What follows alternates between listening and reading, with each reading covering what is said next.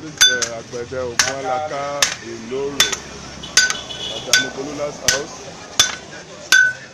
Now we have Akereke owner. As you can see, Agbede of the Ikama Road. As you can see, it's live. And Baba,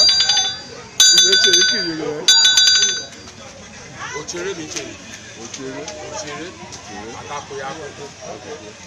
Whatever makakoya gogo. But kabechele yo koya gogo akako ochere. Wa leju. Baba parí ní o ti ṣe sálẹ̀ o ti parí ẹ̀ dọ́mú wo torí ìyẹn o ti pẹlẹbẹ bẹ́ẹ̀ yẹn àmà.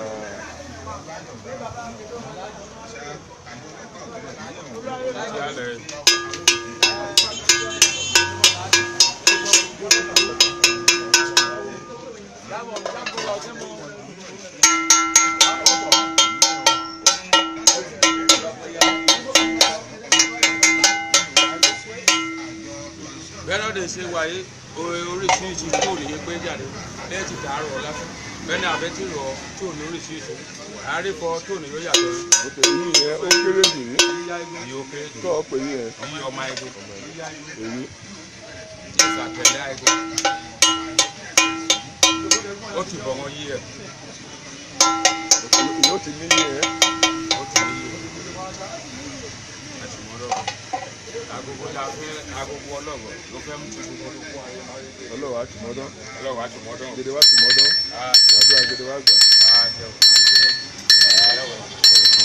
Wọ́n lànà wá o. Lórí àwọn èrò yìí màmá ìbú náà ti jò yẹn kọ̀ dé pé. Ní ọkùnrin lárọ́ léwu. Lárọ́ èyí.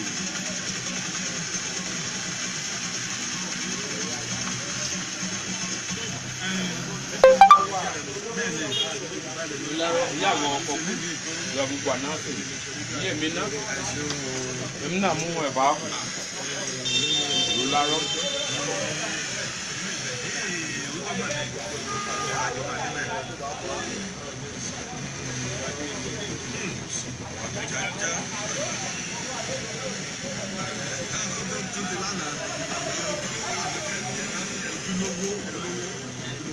Yóò bọ́ akókó náà.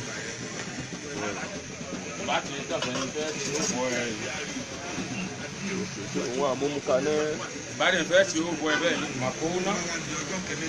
Bá ti yá bẹ̀rẹ̀ mà pé wára. Pa àlẹ̀kùn mọ́. Òyìnbó pé á ń dùn. So tẹkinọ́lọ́jì ti ní alẹ́dọ̀rọ̀ yìí. Tó òyìnbó ìyá tó gbé pẹ̀tẹ̀ wá. Àròyé o. Yìí ní ìṣàrọ̀gbìn yẹn o.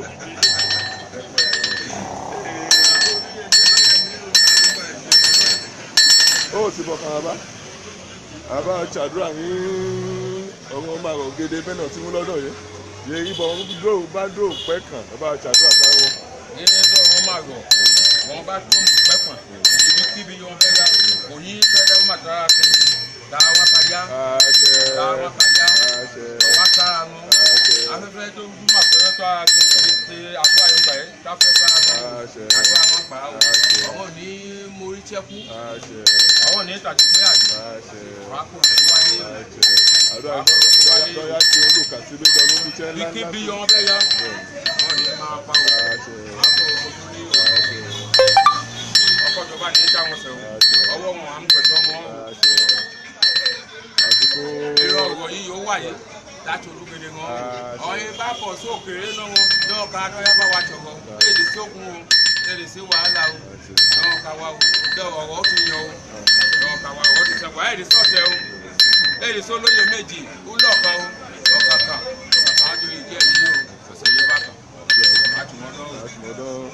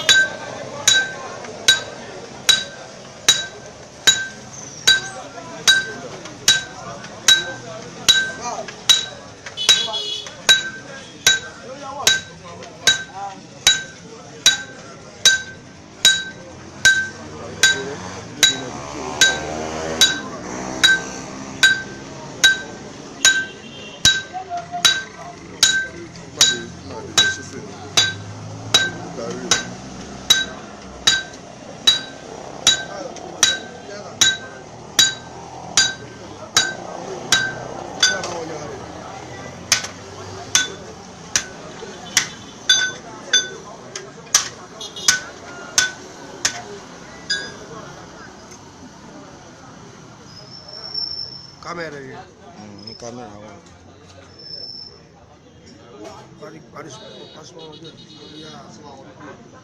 ìyá bọ́ọ̀lù dùbẹ́. Yeah.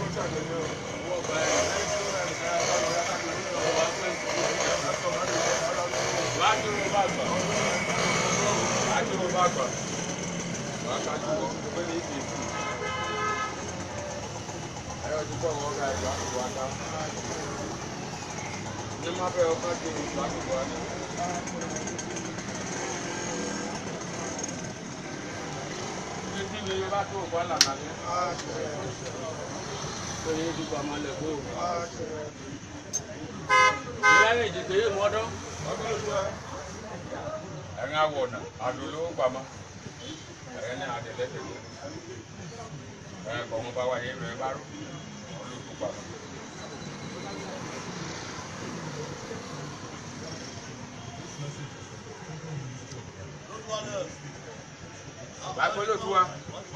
Uko. Ato bakwa. Ato mono. Ato.